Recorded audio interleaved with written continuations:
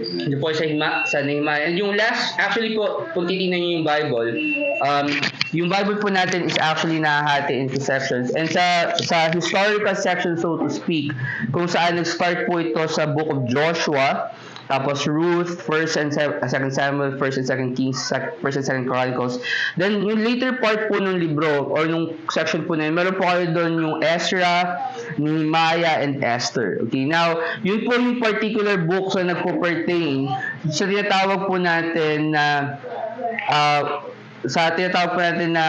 na Babylonian conquering. So kung saan po yung bayan po ng Israel ay na-conquer ng bayan po ng Babylon, okay? At sila po ay actually, dahil sa kanilang hindi pagsunod sa Panginoon, sila po ay pinarusahan ng Diyos na sila po ay 70 years na magsaserve sa ibang bansa. So kung sila po ay napunta sa iba't ibang lugar, particularly po sa mga capital po ng mga empire po na yun. So yung Babylon, Medo-Persian, tsaka yung basically Medians and Persians po, no? But so si Ezra, pag titingnan niyo po yung libro po na yun, yung Book of Ezra, it pertains po doon sa pagtatayo po ng templo ng Diyos. Kasi di ba nung si Nebuchadnezzar, inatake niya yung Jerusalem, nasira yung templo, yung unang templo.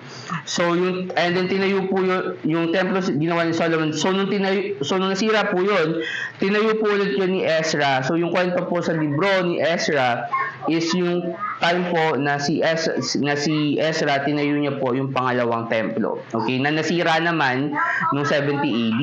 Okay. Now, yung Book of Nehemiah, makikita po natin doon ang kwento naman kung paano binuo ni Nehemiah yung wall of Jerusalem. Now, kung ako po tatanungin ninyo, all those in general, ang Bible po is in chronological order with the section itself. So parang for example, pag tingnan niyo yung Bible, meron kayong Genesis, Exodus, Leviticus, Numbers, and Deuteronomy. So obviously, Genesis yung nauuna, tapos nahuhuli yung Deuteronomy. Pero in that case, that order, naniniwala ako parang nauna actually yung Esther, tapos sumunod po yung Nehemiah, bago po yung Ezra. So yung Ezra po ay medyo dulo na. Kasi kung titingnan niyo po sa kwento po ng Nehemiah at ni Ezra, meron na po parang kumbaga parang may honor na yung mga Hudyo nung panahon na yon, na nakuha po nila dahil sa pagkakataon nung si Haman po ay di ba muntik nang patayin si Mordecai, at si Mordecai ay naging parang kanang kamay nung hari. Okay, so doon po parang nagkaroon ng honor, kumbaga yung mga Jews. So parang kung titingnan nyo yung history-wise, nasimula po yung Esther, tapos Nehemiah kasi ginawa niya muna yung wall, tapos sumunod po ay yung Ezra. And ito po mga kwento na to, sabi po ng Bible, ibinigay po ito para sa atin, para matutunan po natin. Nasa Nehemiah chapter 4 po, gusto ko lang po pansinin po ninyo yung verse 6. Although pag-usapan po natin yung in general yung kwento ni Nehemiah, pero sabi po sa verse 6, ito po yung verse po natin sa ating pong bulletin. Sabi po dun, so build we the wall, and all the wall was joined together unto the half thereof, for the people had a mind to work. At yun po yung gusto kong phrase, kasi nag-stuck po siya sa akin nung binabasa ko po yung Book of Nehemiah. Nag-stuck po siya sa akin yung phrase po na yun na a mind to work. So, ang title po ng pag-usapan po natin this afternoon, itong tanghali, ang sabi niya ay yung mind to work. Yung pag-iisip na tayo po ay magtrabaho. Okay. Now, punta po kayo ng 1 Corinthians chapter 3. 1 Corinthians chapter 3. Pero gusto ko muna as way of introduction, sabi po doon, so build with the wall. Okay, so yung pag-usapan po natin is yung pagbubuo, yung pagtatayo. Yung una po kasi dapat natin maunawaan, meron po yung kaisipan po sa pagtatrabaho. Ito po ay isang bagay na dapat maunawaan po natin in a Christian sense.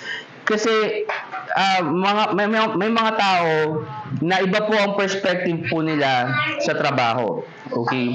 May mga magsasabi po sa inyo minsan na ang trabaho daw po, in a sense, is curse from God.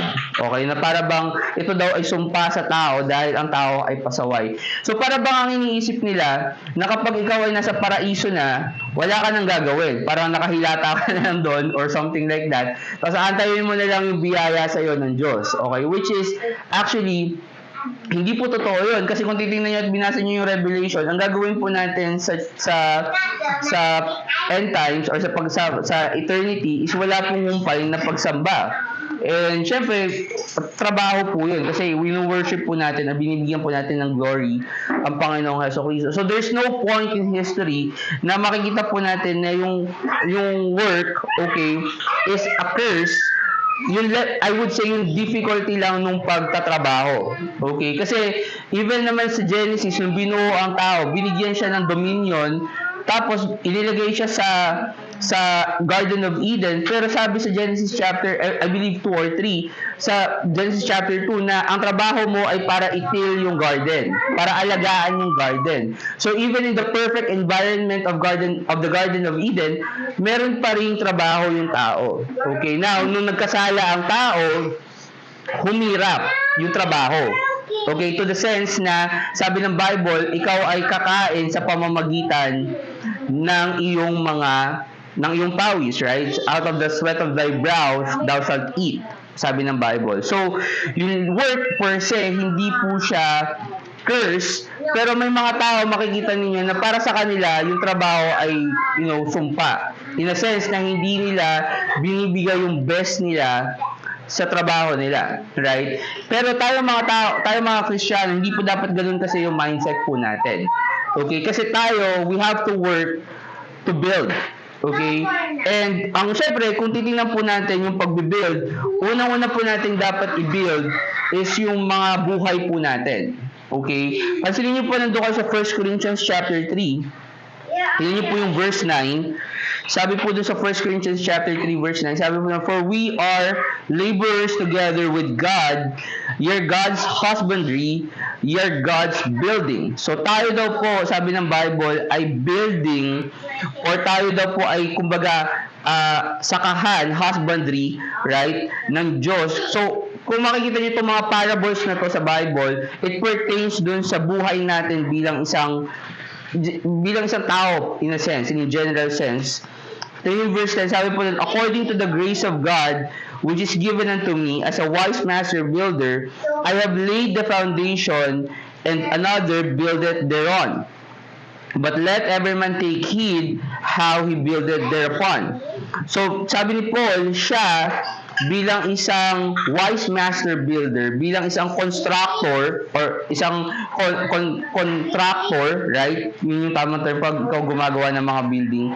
Sabi ng Bible, sabi ni Paul, siya bilang isang matalinong tagapagtayo, ang sabi niya, inuna niyang itayo yung foundation. Right? Sabi niya, I have laid the foundation, and sabi niya, hinayaan ko yung ibang mga tao na magtayo dun sa foundation na yun. In a sense, kasi sinasabi ni Apostle Paul na siya yung nag-preach ng gospel sa mga tao na yun. Okay? In a sense, yung foundation po kasi na tinutukoy po dyan ni Paul, hindi po yan yung talagang beam or yung talagang poste ng building. But sabi po dyan, kung titingnan nyo sa verse 11, for the other foundation can no man lay, then that is laid, which is Jesus Christ. So sabi ng Bible, so sinasabi ni Paul, yung foundation na yon, it pertains to the Lord Jesus Christ. Okay? And this is what I want you to understand, na yung tinuturo po ni Paul, yung start po ng pag-build nating mga Kristiyano, it starts with the foundation of the Lord Jesus Christ. Yung salvation po natin. Okay? So, kasi yun yung foundation natin. Yun yung simula ng pag-build natin. Okay? So, ibig sabihin, kung ang isang tao, hindi pa pala siya saved, okay, yung kanyang mga pinagtatrabahuhan, yung kanyang building, so to speak, yung kanyang ginagawa dito sa lupa, baliwala po lahat yon. Okay? Kasi in a sense, kapag ikaw taong gumagawa ka lang ng mabuti, okay, pero hindi ka ligtas, wala kang foundation, so to speak, ang mangyayari nun, matupunta ka kasi actually sa impyerno. So, mawawala ng silbi lahat ng mabubuting gawa mo. Okay? So, sinasabi ni Paul, inuna niya i-lay yung foundation which is the Lord Jesus Christ. At tayo, ano na tayo doon? Kumbaga, check na tayo doon. Pasado na tayo. Kasi lahat po tayo, I assume, right? Lahat po tayo is already save. Lahat po tayo alam na kapag tayo namatay anytime, ang kaluluwa po natin ay pupunta po ng langit, right? Pero sabi po sa verse 12, now, ito yung characteristic nung magtatayo pa na iba. Kasi remember, sabi ni Paul, ang ibinigay ko lang sa inyo is yung foundation. So kapag nakuha ninyo yung gospel, meron na kayong foundation, now it's your choice. Kasi sabi niya, another buildeth thereon. So mayroong ibang tao na magtatayo sa pundasyon na yon. And sabi ni Paul, ito yung characteristic o yung mga bagay na itatayo dun sa foundation na yon. Sabi niya, now if any man build upon this foundation, so ito yung ilalagay niya, gold, silver, precious stones, wood, hay, stubble. Pansinin nyo, nagbigay po siya ng 6 na bagay na pwedeng ilagay dun sa foundation po. Sabi niya, wood, gold, silver, precious stone, wood, hay, and stubble. Now, ang position ko po dito, and this is my personal opinion, yung wood, yung gold, silver, precious stones, okay, ay mga bagay na meron pong eternal value. Okay? Kasi kung titingnan niyo po yung context ng 1 Corinthians chapter 3, sasabihin po doon later on na yung binuo mo one day ay susunugin. Right? And kung ano yung susunugin, kung ano yung matitira doon, basically doon ka bibigyan ng gantimpala ng Diyos. Right? And yung gold, yung silver, yung precious stones, yun po yung mga bagay na hindi po nasusunog. Compare mo naman sa wood, sa hay, sa stubble. Now, may mga preachers ang sasabihin nila, yung wood, hay, and stubble, hindi po siya magagandang bagay. Okay?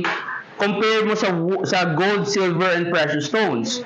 Now, kung ikukumpara mo nga naman yung gold, silver, precious stones sa wood, hay, stubble, obviously, mas maganda yung gold, hay, gold, silver, and precious stones. And obviously, in our human nature, mas gugustuhin natin na tayong mga tao, ang ginagawa na lang natin, ang binibuild na lang natin, right, dun sa foundation na yon is gold, silver, and precious stones. Kasi yun lang naman yung may eternal value, right? Pero actually, we have to take this in a proper balance kasi hindi naman po pwede na ang ikaw bilang isang Kristiyano, ang ginagawa mo lang is puro gold, silver, precious stones. Okay? Kaya po, panansin ninyo, hindi nila yung way, yung pagkaka-structure ng verse 12, hindi niya sinasabi na negative yung wood, hay, stubble. Ang sinasabi niya, yung magtatayo siya ng gold, silver, precious stones, wood, hay, and stubble.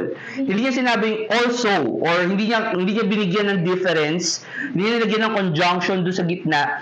Kasi understandably, bilang isang tao, meron tayong mga bagay na gagawin natin as wood, hay, and stubble. Lagyan niyo po ng bookmark yung 1 Corinthians chapter 3. Babalikan po natin yan saglit lang. Pero gusto ko po ipakita sa inyo na yung wood, hay, and stubble, not necessarily na ito po ay mga masasamang bagay. Okay?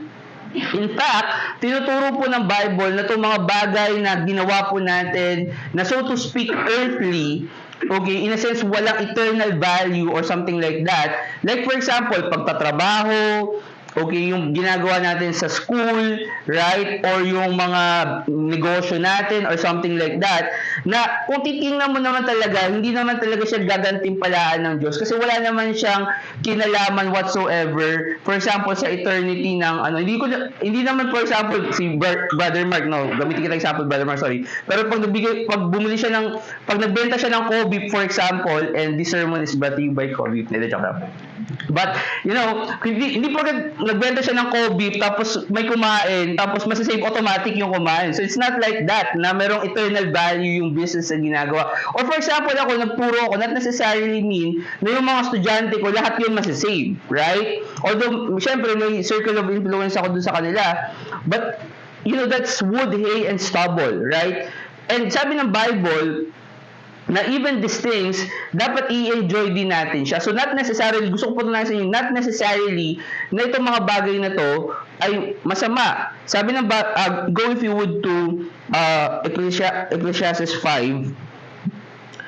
Ecclesiastes chapter 5. Pero sabi po ng Bible sa Ecclesiastes 3, verse 13, sabi po doon, and also, that every man should eat and drink and enjoy the good of all his labor, it is the gift of God. Pansinin niyo, hindi niya lang sinabi na every man should eat and drink.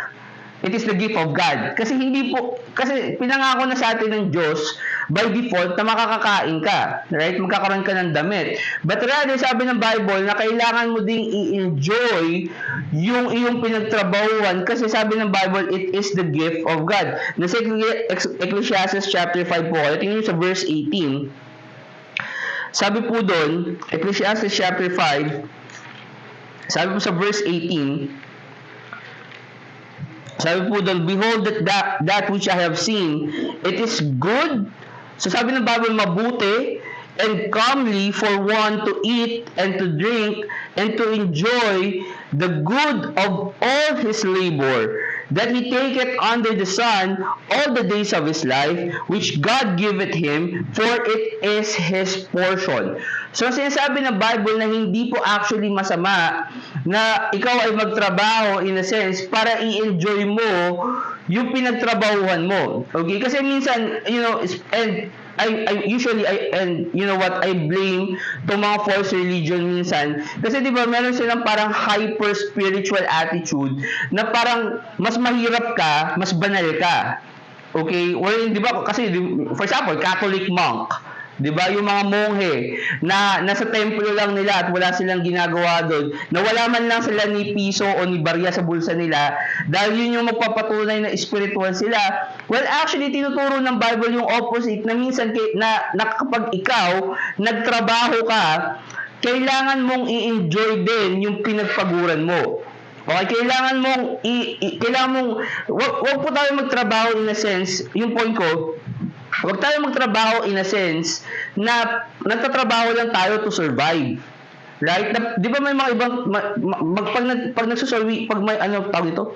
Pag nagsusolve po kayo, di ba minsan i-invite niyo yung tao sa church?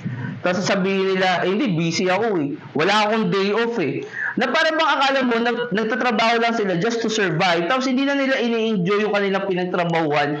Na ayaw na nila tumigil sa pagtatrabaho. Like, what in the world? Yung Panginoon nga, nagpahinga siya after 7 days ng pagtatrabaho. And I understand, you know what? God take the seventh day as a rest kasi tapos na siya sa lahat ng ginawa niya. But, ang lesson na pinapakita sa atin ng Diyos doon is necessary na minsan magpahinga ka rin. Right? Meron din dapat na panahon na kailangan mo magpahinga, kailangan mo mag-refresh, right? And ang sinasabi ng Bible na kailangan nating i-enjoy yung pinagtrabaho. So yung wood, hay, and stubble, balik po ng 1 Corinthians chapter 3, yung wood, hay, and stubble, not necessarily na masamang bagay po yun. Okay? And isa po sa mga ginagawa po natin or ipinapatong po natin sa foundation po natin bilang isang Christian. Tingnan niyo po yung verse 13. Sabi po doon, every man's work shall be made manifest, for the day shall declare it, because it shall be revealed by fire, and the fire shall try every man's work of what sort it is. If any man's work abide which he build thereupon, he shall receive a reward. Teka lang po yung pagkakakopya ko. Pero verse 1 Corinthians 3. Wait lang po. So, sabi po that if any man's work abide which he build thereupon, he shall receive a reward. Verse 15, if any man's work shall be burned, he shall suffer loss, but he himself shall be saved, yet so as by fire. So, sinasabi po ng Bible na kung pagkatapos po at the end of the day, kapag tayo po ay nasa judgment seat of Christ na kapag tayo po ay sinunog yung gawa po natin, obviously, ang i-reward lang po sa atin ng Diyos is yung natira po doon sa sinunog, which is yung gold, silver, and precious stones. Okay? Now, here's my point, okay? Whether sabihin nyo man na zealous Christian kayo, in a sense na kayo ay nagso-soul winning, okay? or nagbabasa kayo ng Bible or nagdadasal kayo, or kung kayo man ay for example isang Kristiyano na let's say for example may makapakinig man ng sermon na to online and sabihin nila hindi naman ako ganun pero save ka, I believe you know what, meron ka pa rin somewhat na silver, gold or precious stones na makukuha, okay, in a sense kasi kung titingnan niyo sa Bible, sabi ng Bible na kapag ikaw nag-offer ka ng malamig na tubig, di ba, sa isang prophet, you're gonna get the prophet's reward. So, ibig sabihin yung pag-offer mo ng tubig sa isang, for example, nagsusolwin, kung ikaw ay saved na person, meron kang reward na makukuha doon. So, that's not necessarily, yung idea natin ng pagsaserve sa Panginoon, na ikaw ay taga-abot lang ng tubig, water boy ka lang sa soul winning, di ba? Okay? Not necessarily na ganun yung gusto nating maging service sa Panginoon, but at least, ang sinasabi ng Bible na kung ako, spend ko yung buhay ko in a sense na ang gagawin ko lang ay magtumanggap ng soul winner or something like that, maging blessing lang sa isang soul winner, then, you know what, may reward ako makukuha sa Bible, okay? So, ibig sabihin, ang point ko, kahit na maging carnal Christian ka man, or maging spiritual ka man or things like that, meron kang reward na makukuha. Yun nga lang, syempre, ang question kasi doon is, ano ba yung gusto mong makuha? Diba? And doon tayo, and yun yung pino-point out ko mga kapatid, na mind to work. Kasi, minsan tayo mga tao, magtatrabaho lang tayo, hindi natin iniisip kung ano ba yung binubuo ko. Diba? Magtatrabaho ako, papasok ako, gigising ako ng umaga, right? Papasok ako sa trabaho ko, tapos gagawin ko yung papagawa sa akin ng boss ko, para saan? Right? Ano yung gusto kong ma-accomplish? Ano yung binibuild ko? And nasabi ng Bible, ang una mo kailangang i-build, obviously, kung ikaw ay na-save na, ang binibuild natin is yung buhay natin for the purposes na meron tayong maging reward sa lupa, sa end times or sa panahon na haharap tayo sa Panginoon, na hindi lahat ng ipe-present natin sa Diyos masusunog lang, kasi lahat pala yon is wood, hay, and stubble lang. Or at least, kung meron mang gold, silver, parang gapulbura na lang or gapulbo na lang yung natira, di ba? Gusto natin at least meron pa rin tayong makita na ito yung kasi di ba parang at the end of the day, and ito yung nature natin as people, as persons, na di ba, kaya ka nagtatrabaho kasi you want to retire someday. And ang essence ng retirement is para makita mo na doon sa pagkatagal-tagal, pagkahaba-haba ng trabaho mo, na for example, 20 to 40 years, di ba? Na sa pagkahaba ng trabaho mo, meron ka man lang na build, na some kind of wealth. And ganoon din tayo sa Panginoon in spiritual sense, na sa tagal-tagal na paglilingkod natin sa Panginoon, sana man lang ang goal natin, may makita man lang ako, di ba, na gold, silver, and precious stones sa Panginoon. Kasi, syempre, yun ang goal natin, right? Pero, punta po kayo ng Matthew chapter 16. Hindi lang din yun kasi yung tinuro sa atin, or gustong ipakita sa atin ng Bible, kaya tayo nagtatrabaho. Okay? Isa rin po sa mga gusto ko po maunawaan po natin is yung konsepto po ng bugbubuo ng simbahan o ng church. Okay?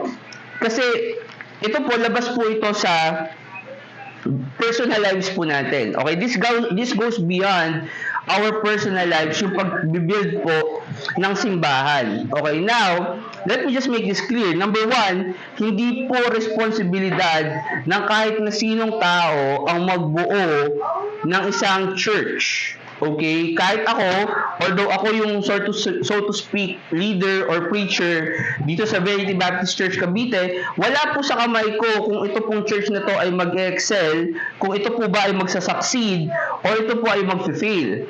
Kasi ang sabi ng Bible, ang tinuturo po ng Bible, ay ang pagtatayo po ng simbahan, ang may responsibility po nun is ang Panginoong Hesukristo. Kaya nga, alam nyo, napaka-awkward kung ikaw bilang pastor, tatayo ka sa harap ng congregation mo, tapos sasabihin mo, tingnan nyo tong pinakamagandang church na nagawa ko. Like, what in the world? Ikaw ba talaga yung gumawa ng church na yan? Pero pansinin nyo, sabi sa Matthew 16 verse 13, sabi po doon, when Jesus came unto the coast of Caesarea Philippi, He asked His disciples, saying, Whom do men say that I, the Son of Man, am? And they said, some say that thou art John the Baptist, some Elias, some others Jeremiah, and one of the prophets. And he said unto them, But whom say ye that I am? And Simon Peter answered and said, Thou art Christ, the Son of the living God.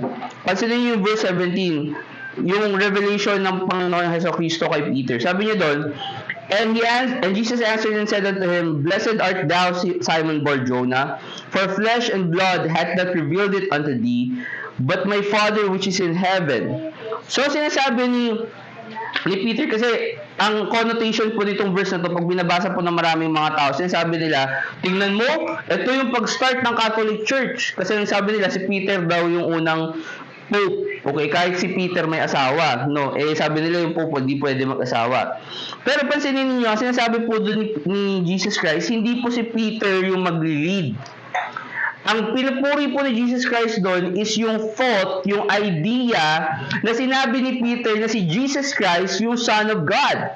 And sabi ni Jesus Christ na ikaw, Simon Bar-Jonah, biniyayaan ka dahil ito ay natutunan mo hindi dahil sa pamamagitan ng sarili mong gawa. In a sense, hindi siya sa pamamagitan ng flesh and blood, kundi ito ay ipinakita sa iyo ng Ama. Right? So, ibig sabihin, kinausap siya si Peter through the Holy Spirit, pinakita sa kanya na itong kausap niya, si Jesus Christ, is ang totoong anak ng Diyos. Okay? And verse 18, sabi po doon, and I say unto thee that thou art Peter, and upon this rock I will build my church. Nung sinabi niya, thou art Peter, so nagbibigay siya ng differentiation. The way you should read it is, nagbibigay siya ng differentiation. Ikaw si Pedro, pero upon this rock, hindi niya sinabing, and you are the rock, right? Sinabi niya, upon this rock, I will build my church. So, ang sinasabi ni Jesus Christ is, upon this rock. Upon what rock? Na si Jesus Christ yung Son of God. Right? So, yun yung rock na naka-base yung church. And sabi ni Jesus Christ, I will build my church. So, ang church ay hindi po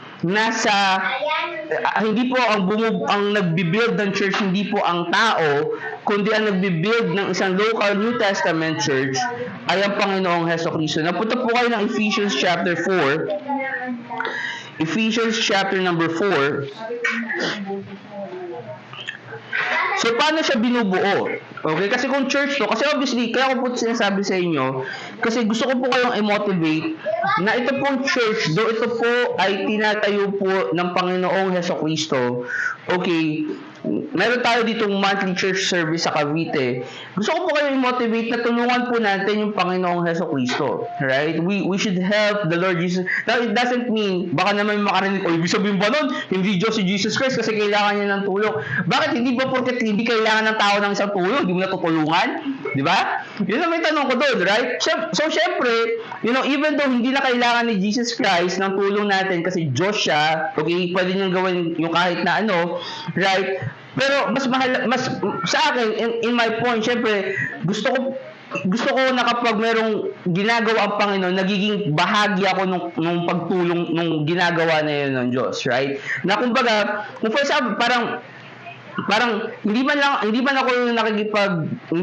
ba parang sa pagdating ng panahon, pag dumating na yung paglaban na yung ang Panginoong Jesucristo sa Antichrist, di ba? Wala naman tayong gagawin dun right? Nakaupo ka lang doon na makikipaglaban lang doon si Jesus Christ.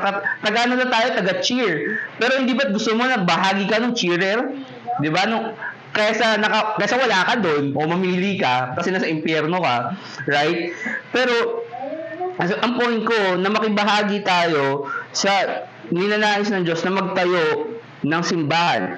Now, paano niya binibuild yun? Right? Nasa Ephesians 4 po kayo. Sabi ng Bible sa verse 11, For He gave some apostles, and some prophets, and some evangelists, and some pastors and teachers, for the perfecting of the saints, for the work of the ministry, for the edifying of the body of Christ. So, pansinin niyo, meron ng body of Christ, kasi binuo na ng Diyos yun. Ang sabi ng Bible, dinagdagan niya ito ng iba apostles, Now, yung apostles po, wala na pong apostol ha. Pasensya na sa mga Pentecostal, pero yung apostol nakaka-elect lang nila, yung anak ni Periol. Okay, hindi po apostol yun, no? Impostory po yun, okay? And sabi po doon, and some prophets, mga propeta na nagpapahayag ng salita ng Diyos, and some evangelists. Evangelist is the word, as the Bible word for missionary. So yung mga sinesend out po na mag-preach ng gospel. Some pastors and teachers. So yung mga tagapagturo. Right? Ito po yung mga offices ito. And the purpose nila, sabi ng Bible, is para i-perfect or para pagtibayin yung mga banal. Okay? Perfect the saints. Para sa trabaho ng ministry, para po merong mag-head, mag-lead ng gawain po dito sa Cavite. And sabi ng Bible, para po sa ikakataguyod ng katawan ni Kristo. Okay? Now, tanong po kayo sa verse number basahin na po natin hanggang verse 16. Sabi sa verse 13, sabi doon, till we all come in the unity of the faith and of the knowledge of the Son of God unto a perfect man, unto the measure of the stature of the fullness of God, that we henceforth be no more children, tossed to and fro and carried about with every wind of doctrine by the sleight of men, and cunning craftiness whereby they light in wait to deceive, but speaking the truth in love, may grow up unto him in all things which is the head, even Christ. So sinasabi po sa verse 13 to 15 na ang trabaho po ng mga tao na binigay niya sa verse 11, ang purpose po nun ay dalawang bagay. Una, para daw tayo ay magkaroon ng pagkakaisa. Ma-unify tayo in a sense kasi meron po tayong trabaho na kailangan gawin, and that is to preach the gospel to every creature. So man-unify tayo kasi meron lang po kayong isang papakinggan na doktrina. Okay? So yung taong tatayo dito, for example, ako, yung mga doktrina na natutunan ko, basically, number one, galing siya sa Bible. Pangalawa, kung hindi man siya natutunan ko on my own galing sa Bible, pinakita siya ng isang tao, like for example, Pastor Stucky, or Pastor Jimenez, or Pastor Anderson, sa akin, na natutunan ko, na yun naman din ang ginagamit ko para ituro po sa inyo. Right? So, ibig sabihin, okay, na tayo po, meron po tayong unity in terms of our doctrine. So, kayo, let's say for example, meron pong isang tao na manggagaling po sa grupo po na to, na magiging pastor one day, so yun din po yung magiging doktrina niya. Right? Kasi yun yung natutunan niya sa church na to. Right? Ngayon, ang sabi ng Bible, meron tayong unity. We unify on the doctrine. Okay? We unify on the faith. We unify on the knowledge of the Son of God. And pangalawa, sabi doon, that we henceforth be no more, verse 14, that we henceforth be no more children, tossed to and fro. So, sabi ng Bible, na kapag meron ka lang isang pinapakinggan na preacher or isang pinapakinggan na source ng information or knowledge ng doktrina mo, hindi ka maluloko. Right? So, purpose ng preaching, hindi po para, itinuturo ko po yung preaching ng Bible, pinipreach ko sa inyo, to the point na kayo din po matuto, para kapag nakinig kayo, for example, kay Soriano sa TV, hindi na kayo maluloko ni Soriano. Right? In a sense, kasi, di ba, itanong mo kay Soriano, bakit mo hindi tanong sa Bible? Di ba? Pwede mo namang itanong sa Bible, bakit kay Soriano mo pa itatanong? So, hindi kayo maluloko. Right? Pero pansinin niyo po yung verse 16. So, yun yung dalawang purpose. Ano yung verse 16? Tingnan niyo po, sabi po doon, from whom the whole body, tingnan niyo po yung word doon, sabi doon, fitly joined together and compacted by that which is every joint supplied according to the effectual working in the measure of every part, make it increase of the body unto the edifying of itself in love. Sabi ng Bible, yung katawan daw, sabi doon, fitly joined together. Okay? Bakit? Kasi lahat po tayo ay bahagi ng katawan ni Jesus Christ. Lahat po tayo na nandito ngayon sa church po na to, bahagi po tayo ng katawan po ni Kristo. Ito po gusto ko muna, punta po kayo ng 1 Corinthians chapter 12. Na sa pagtatayo po natin, kasi ang pinag-usapan po natin, yung pag-uugali natin, bakit ba natin kailangan magtrabaho? Yung motivation natin sa pagtatrabaho, is, number one, sa personal na buhay natin, kasi gusto nating i-build yung sarili nating buhay, but also, yung spiritual side, yung more more public personal, yung more public spiritual life natin, wherein gusto nating ma-build yung church, right? And gusto ko po maunawaan ninyo na sa church, hindi po dahil ako ang nakikita ninyo nagpe-preach dito na ako po yung pinaka-importanteng tao dito. Okay? Kasi lahat po tayo, sabi ng Bible, sa Ephesians 4 verse 16, lahat po tayo is isang katawan na pinagbuo-buo, okay, ng Panginoon, na sabi ng body fitly joined together. Talagang, kumbaga sa jigsaw puzzle, we fit each other. Di ba? Okay. Bakit? Kasi yung isang katawan, hindi po siya, katulad ng makikita nyo sa verse sa 1 Corinthians 12, yung katawan, hindi po siya isang malaking mata lang. Right? Tingnan nyo po sa verse 12. 1 Corinthians 12 verse 12. Sabi po doon, for as the body is one, and hath many members, and all the members of that one body, being many, are one body, so also is Christ. For by one Spirit we are all baptized into one body, whether we be Jews or Gentiles, whether we be bond or free. So yung sinasabi ng Bible, kahit na ano ka pa, right? Whether ikaw man ay Hudyo or ikaw ay Hentil, kung ikaw man ay, for example, in a sense, free, kasi nung panahon na yon, meron pang, if you are working your bond, right? And they have have been all made to drink into one spirit. For the body is not one member, but many. So, sinasabi ng Bible, hindi lang isang bahagi yung isang katawan, kundi maraming bahagi. And, it would make sense kasi yung katawan natin, it has many parts, right? So, hindi mo po pwedeng sabihin, yung essence yung sasabihin niya sa mga susunod na verse, hindi mo po pwedeng sabihin na yung isang bagay sa katawan mo, hindi na siya mahalaga. Okay, now obviously, ang evolution, tinuturo niya na meron kang vestigial organ na ngayon, alam nila, meron na palang purpose, bakit ba nila tinatanggal, diba? Like for example, appendix daw, wala daw silbi. O sige, antayin mo hanggang mamaga yung appendicitis mo, hanggang mamaga yung appendix mo, diba?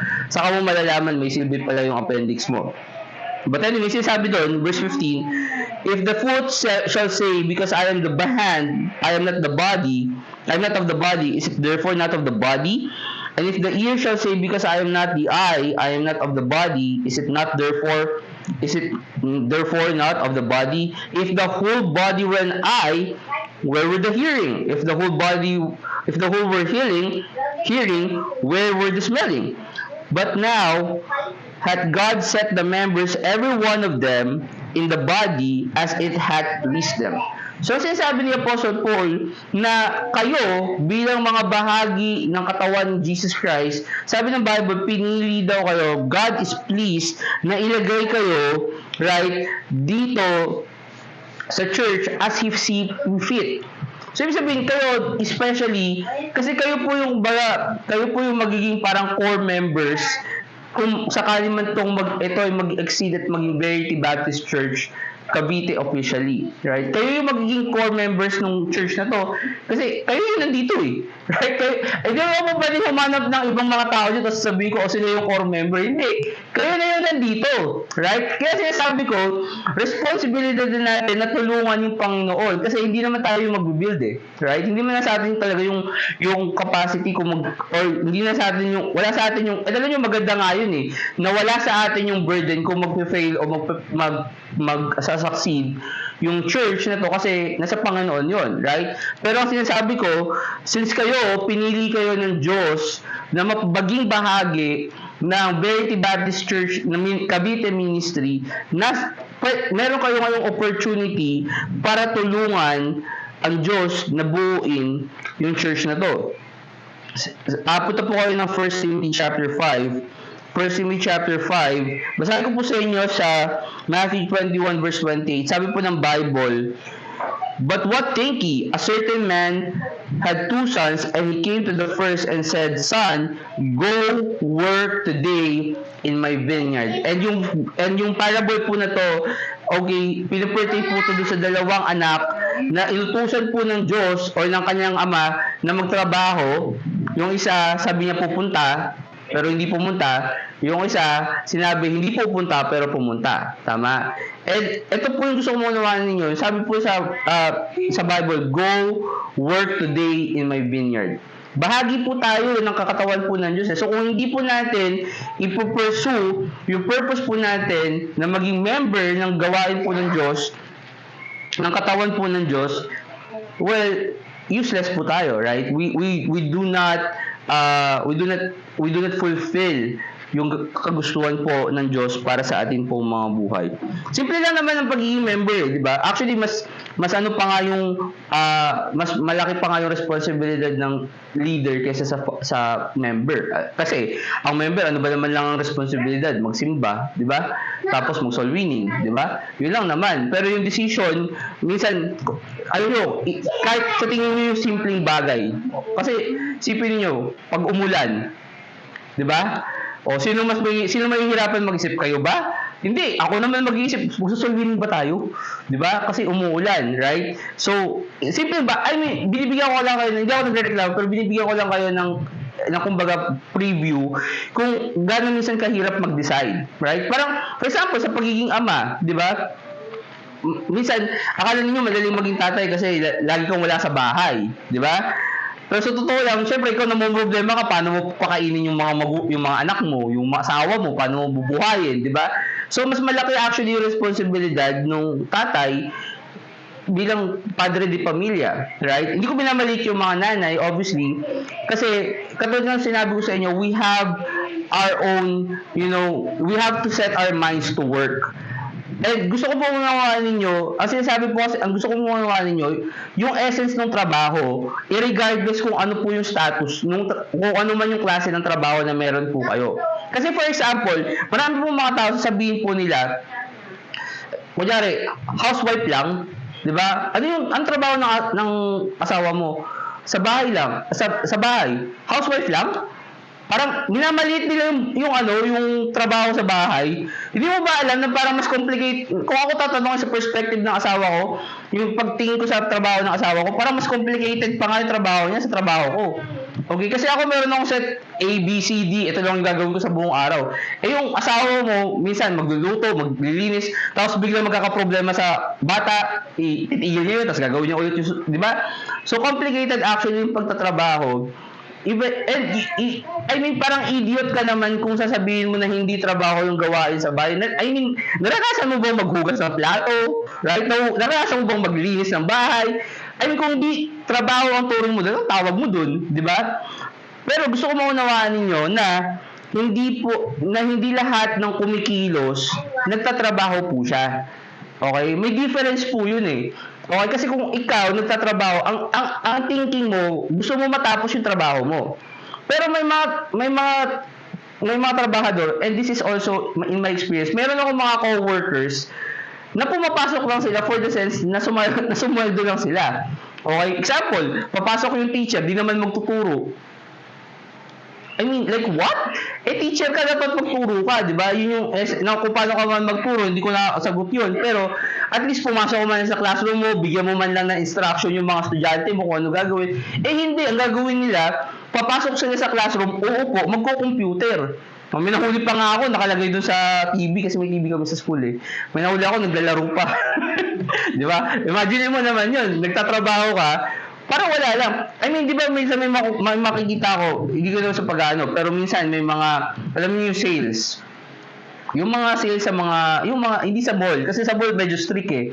So, yung mga sales sa mga ordinaryong tindahan, for example, magbabantay ka lang kunyari, magbabantay ka tindahan.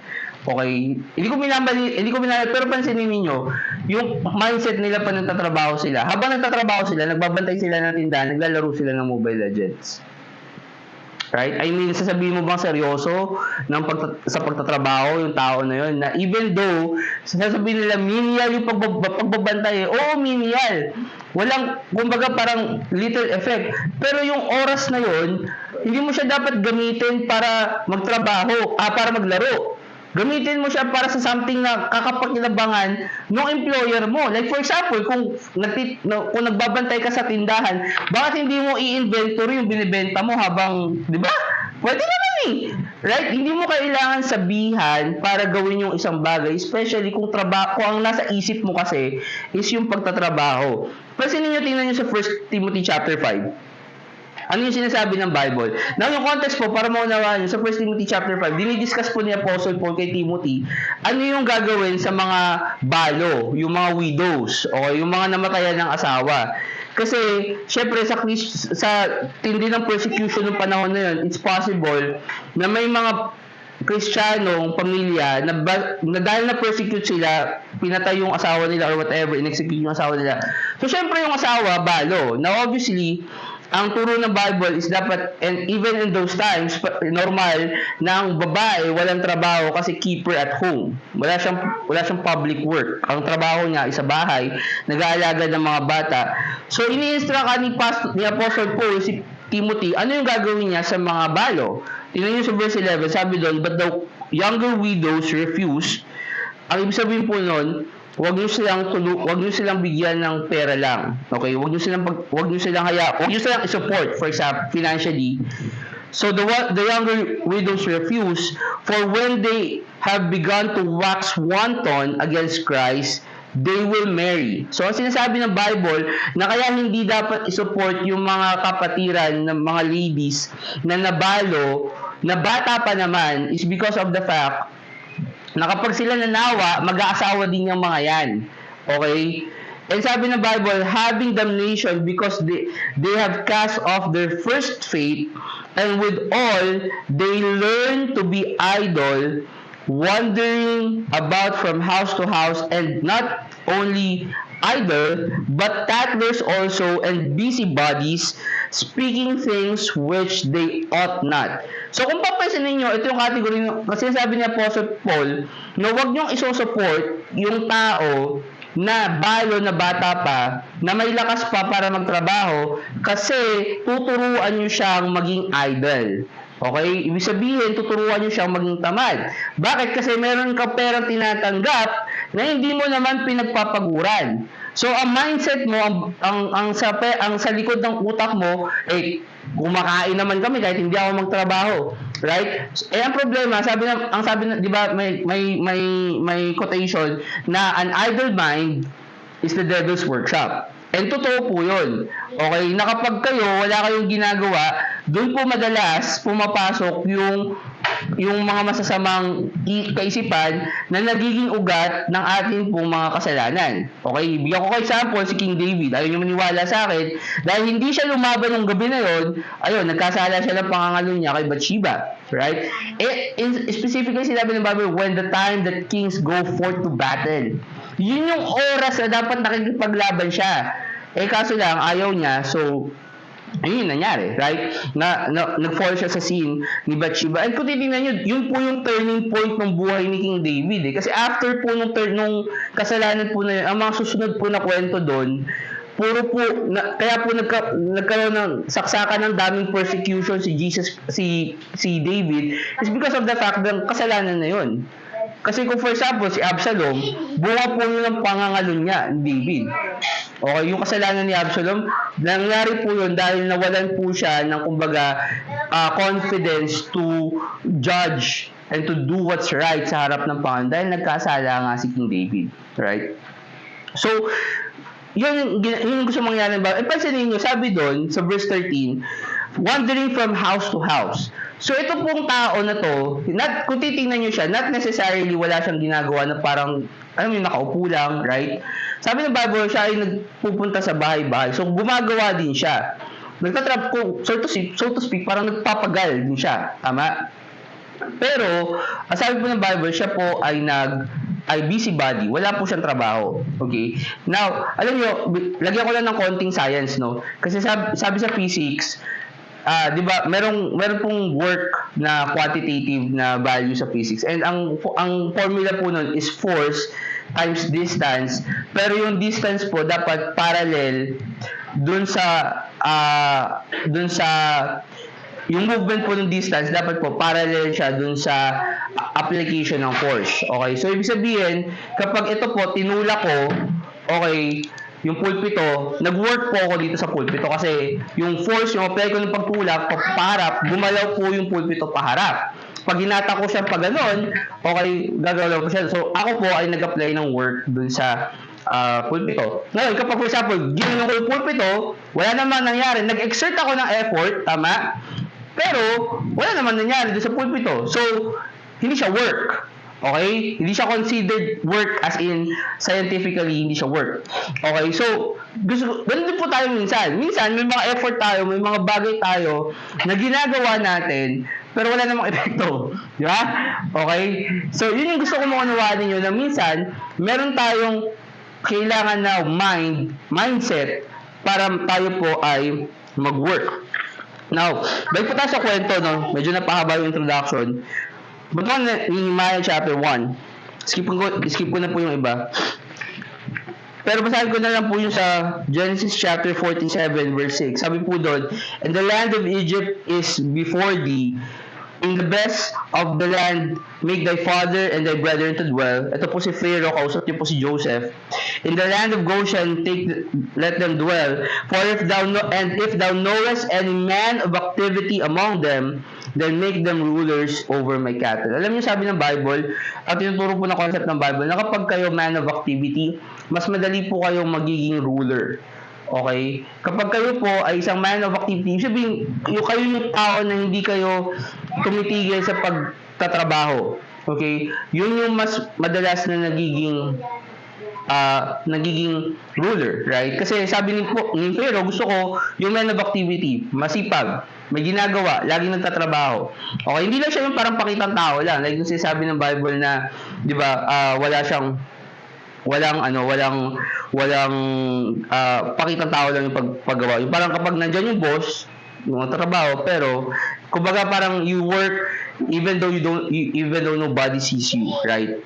Now, paano ba tayo magkakaroon ng mindset na magtatrabaho po tayo? Number one, gusto ko po maunawaan ninyo, ito po yung mga puntos po natin. Number one, you have to set up a goal. Kailangan meron po kayong goal. Okay? Punta po kayo ng Nehemiah chapter 1. Basahin ko lang po tayo sa inyo mga verses po na to. Sabi ng Bible sa Proverbs 29 verse 18, "Where there is no vision, the people perish."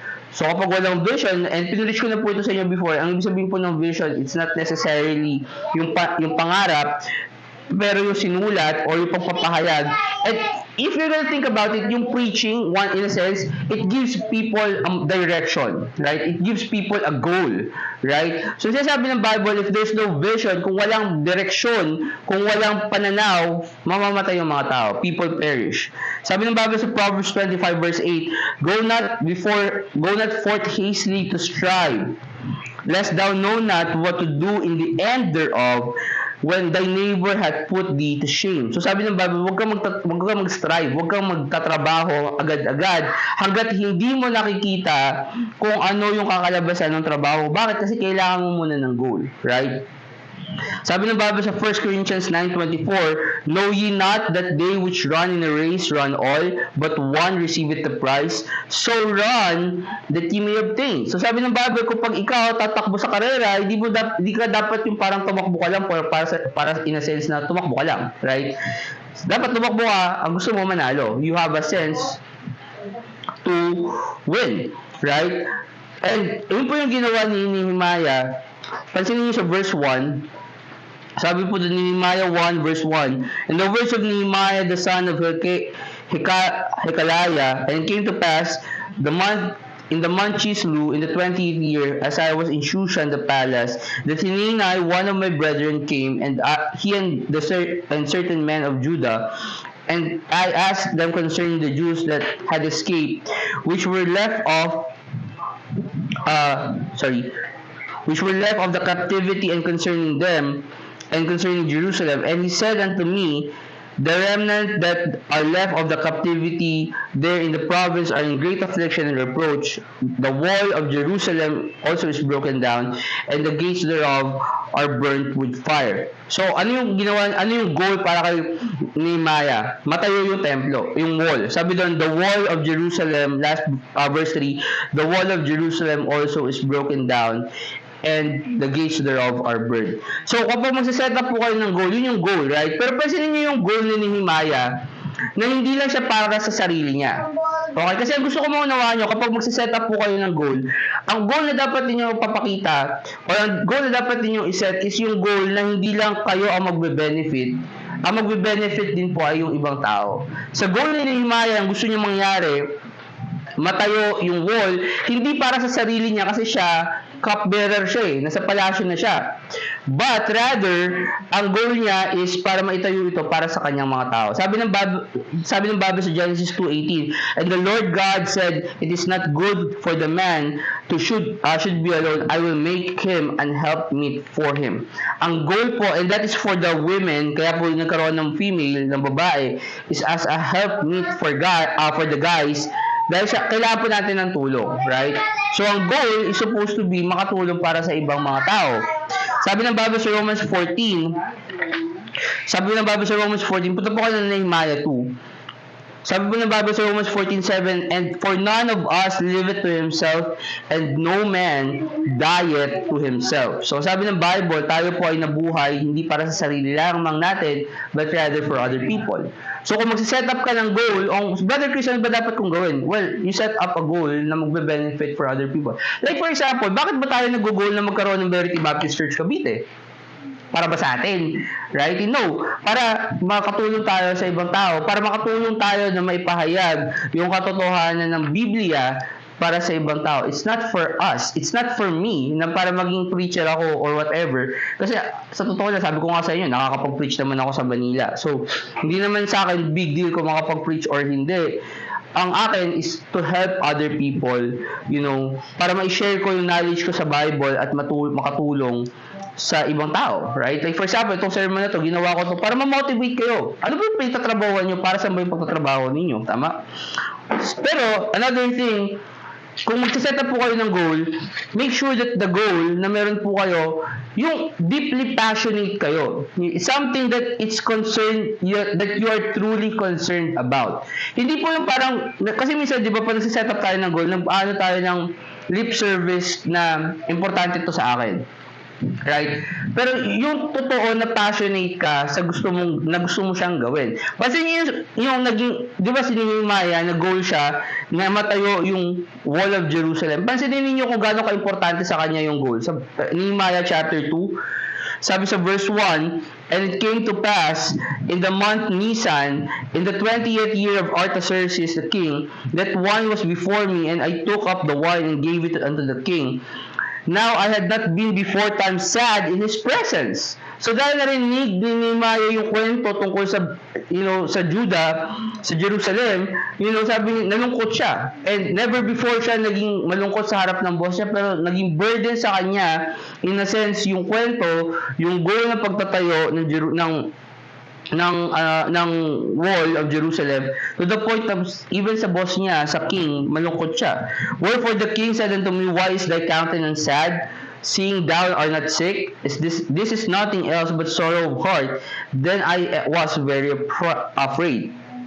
Bakit? Kasi truly passionate si Nehemiah sa goal niya na maitayo yung wall. So, punta po kayo ng Habakkuk chapter 2. Habakkuk chapter 2. Pero basahin ko lang po sa inyo Matthew 9. Sabi sa verse 36, "But when he, Jesus Christ, saw the multitude, he was moved with compassion." Kasi yung word of compassion, sinabi ng compassion, passionate yung Panginoong Jesucristo on them. Kasi pansinin niyo, nakita niya yung responsibility, pangangailangan ng ibang tao because they fainted and were scattered abroad as sheep having no shepherd. So, ang Panginoon Jesucristo, nakita niya yung goal. Kailangan ng tao, na para silang mga taong sila ay nakascatter, para silang mga tupang walang pastol. So, Jesus Christ had a compassion on them. Pero gusto ko manawanan ninyo kapag magsiset up kayo ng goal, number 1, na kayo po ay kailangan mag-set up ng goal na hindi lang kayo ang magbe-benefit. Kailangan kayo mag-set up ng goal na truly passionate kayo. Pero alam nyo, kailangan nyo rin po isulat yung goal po ninyo. Okay? Kasi yung sabi ng Habakkuk chapter 2, sabi po sa verse 2, sabi po doon, "And the Lord answered me and said, Write the vision and make it plain upon tables, that he may run that readeth it." So sabi ng Bible, kapag ikaw may vision, kailangan mong isulat. Right? and this is all pertaining to the preaching, obviously, katulad sinabi ko kanina. Pero, isa sa mga goals na dapat po natin, isa sa mga dapat po natin gawin kapag may goal po tayo, isulat po natin. Right? Isulat ninyo kasi, number one, makakalimutan niyo yun. Okay? Promise. Pero it will keep you motivated kapag nakikita ninyo na ito pala yung goal ko. Right? Na for example, bigyan ko example, yung tabi, nung nag-start po kami mag-minister dito, meron po kami goal na makalipat eventually dito sa Cavite for the sake na makatulong po kami ng mas maigi. Kasi obviously kung sa Pasig na naman kami, hindi kami masyado makakatulong in terms of soul winning and things like that. Pero, yun yung goal namin. And syempre, hindi ko lang yung sinulagay sa utak ko, right? In fact, pinost ko pa nga sa Facebook, looking for house of, di ba? Looking house for rent, di ba? Ganon. Right? So, gawin natin yung ganon. Isulat niyo yung mga goals ninyo. Ano ba yung mga goals ninyo? Bakit? And actually, ginawa din ni Nehemiah yun in Nehemiah chapter 2 verse 7. Sabi po din, moreover, I said unto the king, if it please the king, let letters be given to the governors beyond the river, and that they may convey me over till I come into Judah. And sinasabi ng Bible na si Nehemiah, gumawa siya ng sulat, right? Sinulat niya yung goal niya na may tayo yung wall. Pero bakit? Okay? Kasi tingin yung Nehemiah chapter 2, nasa Nehemiah chapter 2 kayo. Lipat kayo doon, balik kayo doon, Nehemiah chapter 2. Bakit natin kailangan na tayo ay sulat ng or bakit natin kailangan mag-set up ng goal necessarily, right? Well, sabi ng Bible, sa story ni Nehemiah, hindi lang naman si Nehemiah ang nandun. Siyempre, kung may protagonist, may antagonist, right? And pakilala ko sa inyo yung mga antagonist ng kwento. Sabi ng Bible sa verse 19 or verse 10, sabi doon, and when Sanballat, Nehemiah 2 verse 10, sabi po doon, when Sanballat the Hornite and Tobiah the servant, the Ammonite, heard of it, it grieved them exceedingly that there was come a man to seek the welfare of the children of Israel. So may kontrabida, ayaw nilang magtagumpay si Nehemiah. So, sinasambalat at saka si Tobiah. Okay? And ang point ko, kung hindi ninyo lalagyan ng goal, may mga pagkakataon po na madidistract po tayo. Okay? May mga pagkakataon na mawawala po sa inyo yung goal ninyo na ano yung gusto niyo gawin, right? Kasi mafo-focus lang kayo sa mga bagay. And minsan yun yung nangyayari, alam niyo minsan sa office, syempre, para maging organized ka, para maging effective ka, minsan may mga bagay ka, may to-do list ka eh. Dapat, di ba? Ay, mamaya pag-usapan, ilalagay po natin yung mamaya kung ano po yung point ng to-do list. Pero minsan may to-do list ka, ito yung gusto mong gawin. Pero minsan bigla mo yung patawag ng meeting, di ba? Patawag ng ganyan. So minsan, nadidistract kasi nga, hindi mo alam kung ano yung goal na gusto mong ma-achieve. Yung kung pumasok ka nga lang naman, tapos wala ka lang mga idea kung anong gagawin mo sa trabaho that day, wala talaga, masisira yung araw mo, di ba? But number 2, binibilis ako na rin po kasi alam ko overtime na po ako. But number 2, so number 1, kailangan po natin mag-set up ng goal. Pero number 2, kailangan din po natin mag-strategize ng plano. Okay? Strategize the plan. Tingnan niyo yung ginawa ni Nehemiah, verse 12. And I rose in the night, I and some few men with me, neither told I any man what my God had put in my heart to do at Jerusalem. Neither was there any beast with me save the beast that I rode upon. And I went out by night by the gate of the valley, even before the dragon well, and to the dung port, and viewed the walls of Jerusalem. So tinignan niya yung walls kasi gusto niyang i-build yon, which were broken down, and the gates thereof were consumed with fire. Then I went on the gate of the fountain and to the king's pool, but there was no place for the beast that was under me to pass.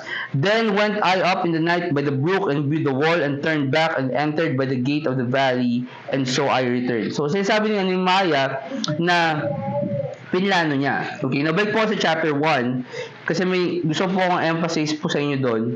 Nung nakuha niya yung message na i-receive na nasira yung templo at kawawa yung yung wall, nasira yung wall, at siya po ay na-burden, so to speak, sa paggawa po, paggawa yung templo. Gusto ko po naman when you strategize the plan, number 1 na kailangan po natin gawin, we have to pray to prosper. Okay? Kasi obviously, ayaw po natin na mangyari po sa atin na tayo po bilang mga Kristiyano, magkakaroon ka ng plano, pero hindi pala yun yung gustong gawin sa'yo ng Diyos. Sabi ng Bible sa Psalms 127, except the Lord build the house, they labor in vain that build it.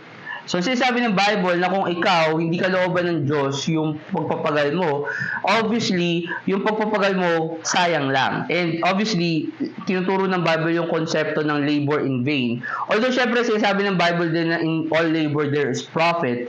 Pero minsan talaga, let's face it, yung profit minsan is yung bagay na natuto ka na kasi ng sayang na yung ginawa mo, di ba? So, yun yung profit nun. Pero, mas mahalaga pa rin na tayo, when we pray, when we plan, when we strategize, hinihiling po natin yung plano ng Diyos. Tingnan nyo si Nehemiah sa chapter 1, kung paano niya ginawa yun. Sabi po sa verse 4, "And came to pass, when I heard these words," Nehemiah speaking, "that I sat down and wept, and mourned certain days, and fasted, and prayed before the Lord God of heaven, and said, I beseech thee, Lord God of heaven, and the great and terrible God, that keepeth covenant and mercy for them that love him and observe his commandments, let thine ear now be attentive, and thine eyes open, that thou mayest hear the prayer of thy servant, which I pray before thee now, day and night for the children of Israel thy servants, and confess the sins of the children of Israel, which we have sinned against thee. Both I and my father's house have sinned." So una, kailangan mag-pray kayo to prosper. Pangalawa, you strategize to go fully on board. Kapag meron na po kayong plano na gawa, huwag na po kayo magdalawang isip, gagawin ko pa ba to? Okay, yung plano, pag ginawa nyo na, pag pinlano nyo na, gawin nyo na. Right? Kasi minsan, ako personally, guilty ako nito, na minsan, meron tayong, goal, sinulatan natin, ito yung gagawin ko. Tapos parang, minsan double-minded. Right? And sabi ng Bible, the double-minded man is unstable in all his ways. You strategize that you will go fully, ano man yung mangyari, gagawin ninyo yung trabaho, yung gusto ninyo gawin, yung pinlano ninyo gawin. Basahin ko na lang po sa inyo sa Luke chapter 14. Pero punta po kayo ng 2 Kings 13. 2 Kings 13. 2 Kings 13. You go on board sa plano po ninyo. You treat it as a life or death situation. Kasi sabi ng Bible sa Luke 14, sa verse 28, sabi po doon, "For which of you intended to build a tower, sit it not down first, and counted the cost whether he had sufficient to finish it? Lest haply, after he had laid the foundation and is not able to finish it, all that behold it, began to mock him." So, sinasabi ng Bible na bago ka nga naman talaga magtayo ng isang bagay, planuhin mo muna kaysa hindi mo siya matapos, di ba?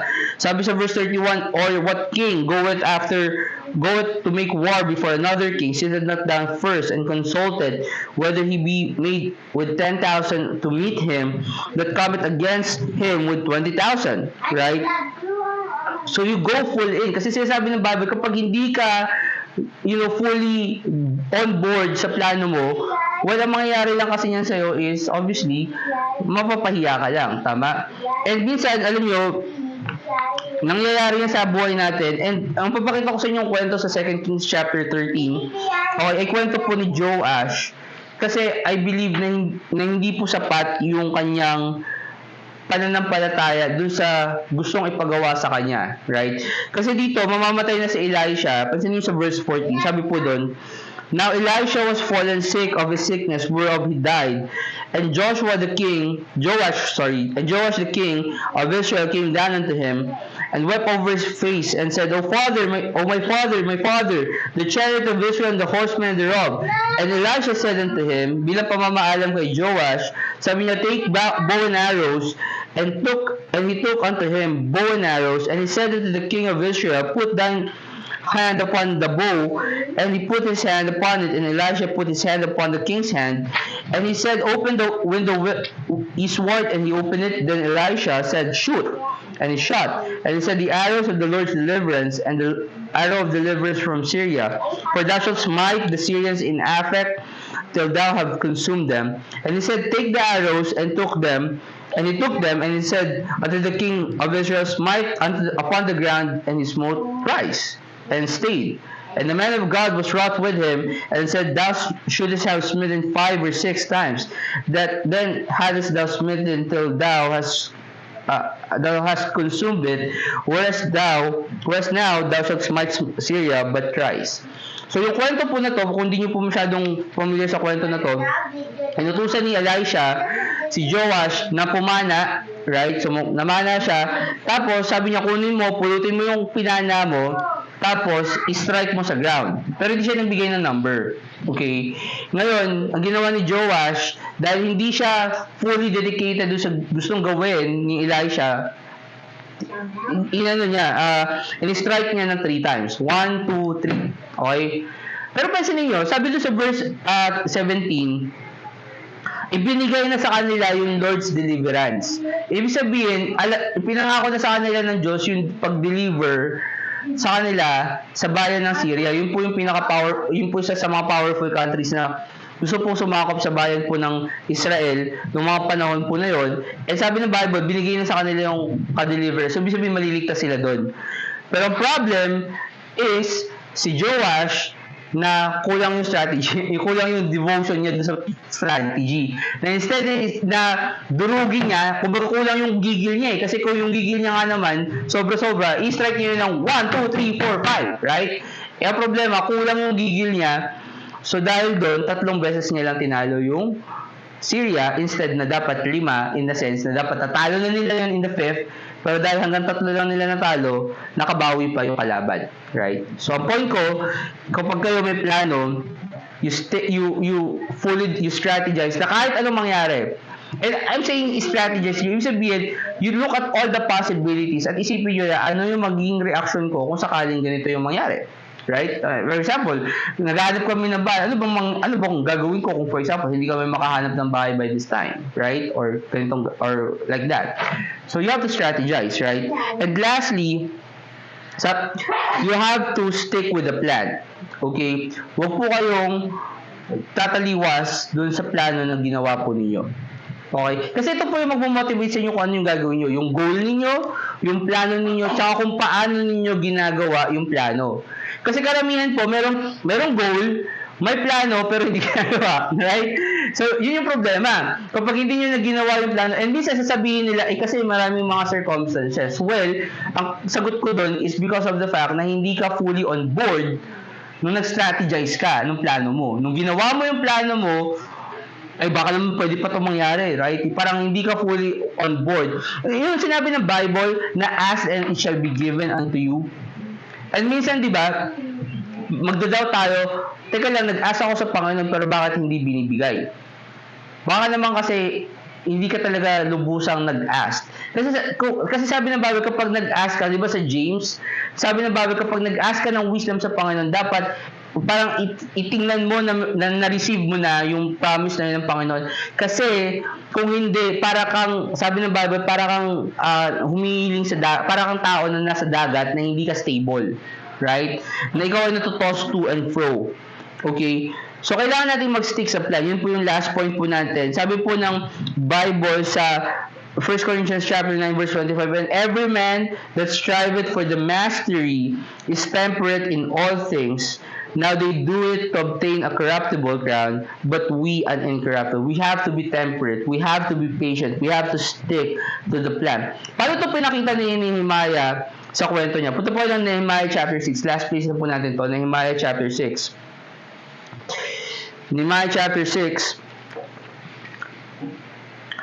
So, nabuo nila yung templo, nabuo nila yung wall, okay, and syempre, ayaw ng mga kontrabida, and so, dinidistract nila si Nehemiah, okay, at gusto ko tong sagutin ni Nehemiah sa verse 3. Okay, tignan niyo po yung sagot ni Nehemiah. Kasi sabi ng mga kontrabida ni Sanballat, ni Tobiah, ni Geshem, sabi niya, punta ka muna dito, usap muna tayo. Okay? Huwag niyo muna buuin yan. Okay? Dinidistract nila. Huwag niyo muna buuin yan. Ano muna tayo? Kwentuhan muna tayo dito. Okay? Mag-usap muna tayo. Okay? And sabi ni Nehemiah, verse 3, and I sent messengers unto them saying, I am doing a great work. so I cannot come down. Why should the work cease while I live it and come down to you? Ano yung sinasabi ni Nehemiah? Na kung ako magpapadistract sa inyo, titigil yung trabaho. Right? And yun po yung sinasabi ko po sa inyo that sometimes as Christians, we should have this mindset na kahit na anong mangyari, I'm gonna work. Right? Katulad ng tao, kasi pansinin niyo yung verse 4, Nehemiah 4:6, sabi doon, the people, they were able to build the wall. Bakit? Because the people have a mind to work. So sinasabi ko sa inyo, kung kayo gusto niyo maka-achieve ng isang bagay, kung ayaw niyo mapariwara yung buhay niyo na wala lang siyang mangyayari, especially yung Christian life niyo.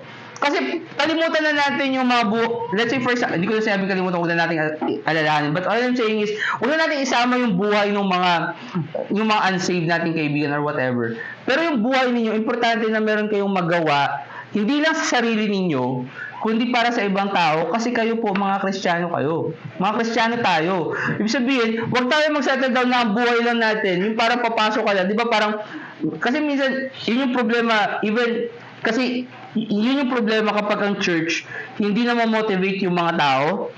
Bakit? Kasi ang naging problema nila, yung mga members nagiging simba, upo, uwi. Simba, upo, uwi. Simba, upo, uwi. Yung naging regular na lang sila. Bakit? Kasi wala na silang utak para sa trabaho ng Panginoon. Dito, importante pong ma-motivate kayo na hindi lang kayo magtrabaho sa buhay ninyo, na maging excited kayo pag pumapasok kayo sa trabaho ninyo, kasi hindi lang siya para sa sarili ninyo, kundi para rin siya sa pamilya, but also, mas lalo at higit sa pagdilingkod ninyo sa Panginoon, na hindi lang kayo dapat isang Kristiyano na simba, upo, uwi. Yun na ang buhay ninyo. Right? Ang buhay ninyo ay higit pa sa simba, upo, uwi. May responsibilidad kayo at magagawa nyo lang yun kung ang pag-iisip ninyo ay pag-iisip para magtrabaho. Let's pray. Dear Heavenly Father, Lord, we thank you, Lord, sa araw po ito na pinagkaloob niyo po sa amin. Pray, Lord, that you would help us, Lord, to apply the sermon in our life. Help us, Lord, na maging masipag na Kristiyano. At hindi lang basta masipag, Panginoon, in a sense na walang direksyon yung mga ginagawa po namin. Help us na kami, Panginoon, ay magkaroon ng direksyon sa mga ginagawa po. Help us, Lord, to have a mind to work, na kami, Panginoon, ay patuloy pong maglingkod sa inyo. At kayo nga po, Panginoon, ay patuloy na maluwalhati sa po mga buhay. Pagkakaw sa po mga kasalanan po kukulang. In Christ's name I pray. Amen.